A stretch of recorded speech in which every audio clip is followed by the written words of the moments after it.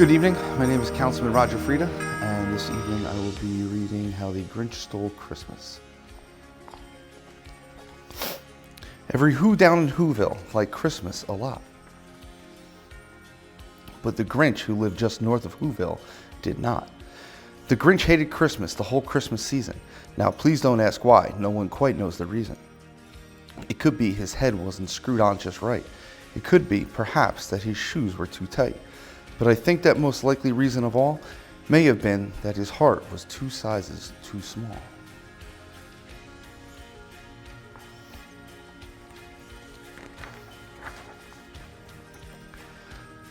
But whatever the reason, his heart or his shoes, he stood there on Christmas Eve hating the Whos, staring down from his cave with a sour, grinchy frown at the warm lighted windows below in their town, for he knew every Who down in Whoville beneath was busy now hanging a mistletoe wreath.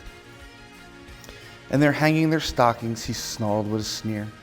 Tomorrow is Christmas, it's practically here. Then he growled, with his Grinch fingers nervously drumming, I must find some way to stop Christmas from coming, for tomorrow he knew. All the Who girls and boys would wake bright and early. They'd rush for their toys, and then, oh the noise, noise.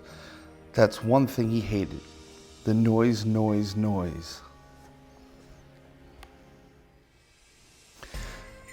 Then the Who's young and old would sit down to a feast, and they'd feast and they'd feast and they'd feast.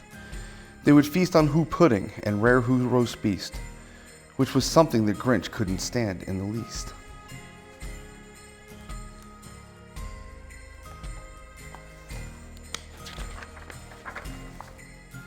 And then they'd do something he liked least of all. Every Who down in Whoville, the tall and the small, would stand close together with Christmas bells ringing. They'd stand hand in hand and the Whos would start singing. They'd sing and they'd sing and they'd sing. And the more the Grinch thought of this Who Christmas sing, the more the Grinch thought, I must stop this whole thing.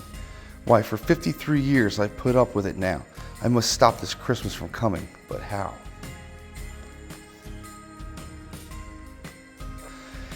Then he got an idea, an awful idea. The Grinch got a wonderful, awful idea. I know just what to do, the Grinch laughed in his throat, and he made a quick Santa Claus hat and a coat, and he chuckled and clucked, what a great Grinchy trick. With this coat and this hat, I look just like Saint Nick. All I need is a reindeer, the Grinch looked around, but since reindeer are scarce, there were none to be found. Did that stop the old Grinch? No, the Grinch simply said, if I can't find a reindeer, I'll make one instead. So he called his dog Max. Then he took some red thread and he tied a big horn on the top of his head.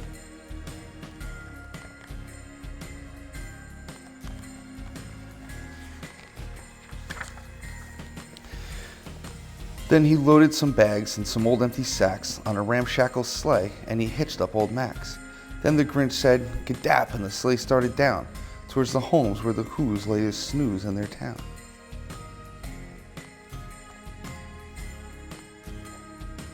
All their windows were dark, quiet snow filled the air. All the Whos were all dreaming sweet dreams without care. When he came to the first little house on the square, "This is stop number 1, the old Grinchy Claus hissed, and he climbed to the roof, empty bags in his fist.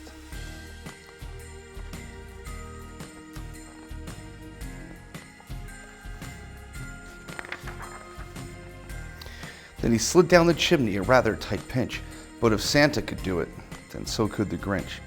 He got stuck only once for a moment or two. Then he stuck his head out of the fireplace flue, where the little Who stockings all hung in a row.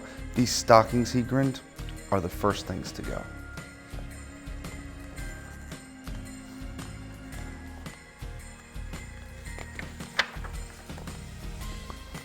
Then he slithered and slunk with a smile most unpleasant around the whole room, and he took every present.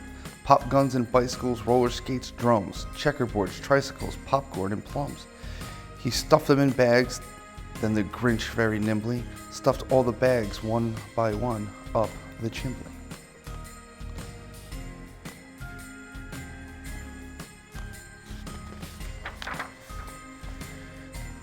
Then he slunk to the icebox. He took the Who's feast. He took the Who pudding. He took the roast beast. He cleaned out that icebox as quick as a flash. Why, that Grinch even took their last can of Who hash.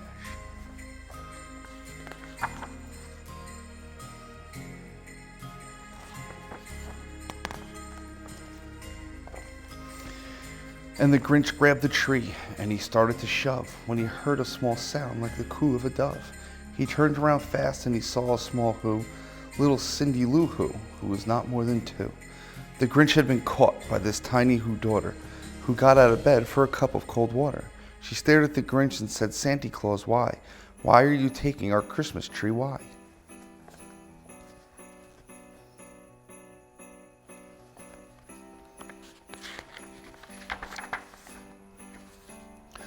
But you know that old Grinch was so smart and so slick. He thought up a lie, and he thought up it quick.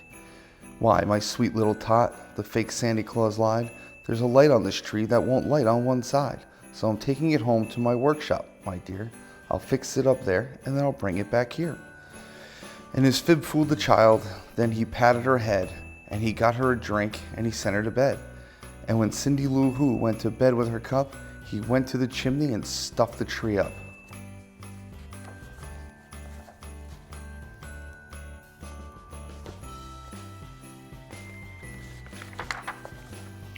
And the last thing he took was a log for their fire. Then he went up the chimney, himself the old liar. On their walls he left nothing but hooks and some wire. And then one speck of food that he left in the house was a crumb that was even too small for a mouse.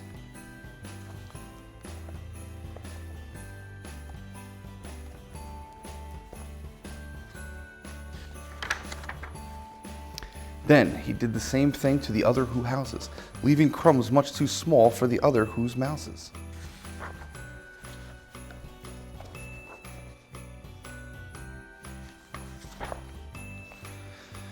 It was 1/4 dawn, all the Who's still abed, all the Who's still a snooze, when he packed up his sled. Packed it up with their presents, their ribbons, their wrappings, the tags, and the tinsel, the trimmings, the trappings.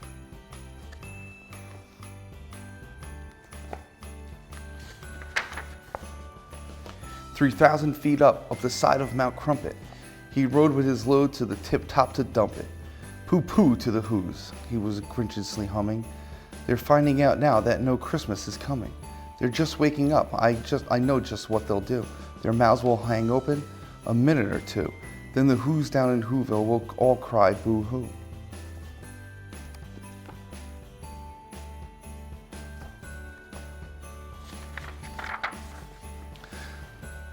"That's a noise," grinned the Grinch, "that I simply must hear." So he paused, and the Grinch put his hand to his ear. And he did hear a sound rising over the snow. It started in low, then it started to grow.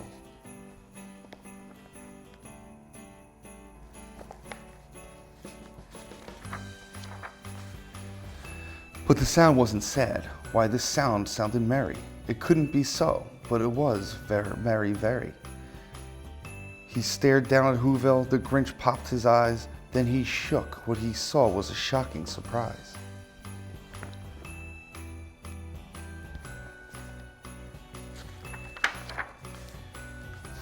Every Who down in Whoville, the tall and the small, was singing without any presents at all. He hadn't stopped Christmas from coming, it came. Somehow or other, it came just the same.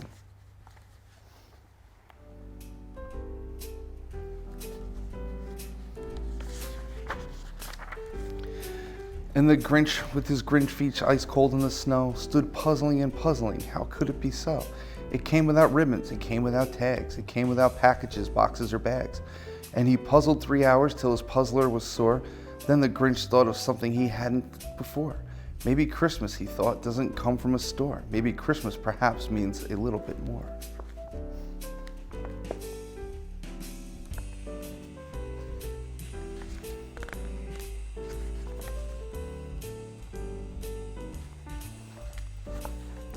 And what happened then? Well, in Whoville they say that the Grinch's small heart grew 3 sizes that day. And the minute his heart didn't feel quite so tight, he whizzed with his load through the bright morning light. And he brought back the toys and the food for the feast, and he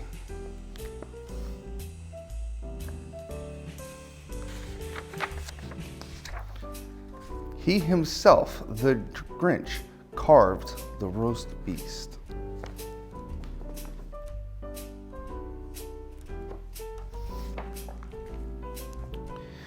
I'd just like to wish everybody a very happy holiday and a very happy new year.